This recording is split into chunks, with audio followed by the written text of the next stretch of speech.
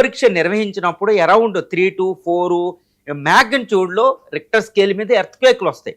ఆ ఎర్త్క్వేక్లు అన్నీ కూడా ఒక అణు పరీక్షను సూచిస్తున్నాయి. Unusual earthquakes with in a short span of the time, especially in the vicinity of the Isfahan of the nuclear reactor.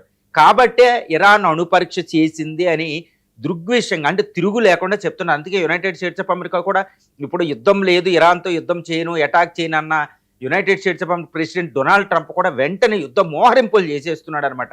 అంటే ఏం జరుగుతుంది, ఒకవేళ ఇరాన్ అణు పరీక్ష నిర్వహించిందనే ఇప్పుడు అందరూ దృఢపరుస్తున్నారు. ఎందుకంటే ఈ ఎర్త్క్వేక్లు ఈజీగా రావండి. పైగా ఎర్త్క్వేక్లు ఏంటంటే ఏదో బాగా లోతుగా వస్తాయి. సహజంగా వచ్చిన ఎర్త్క్వేక్లు, భూకంపాలు 10 కిలోమీటర్లు 5 కిలోమీటర్ల లోతున వస్తాయి. అక్కడ ఇరానియన్ సైస్మిక్ జోను. కానీ అవి అంత లోతులా కనపడడం లేదు.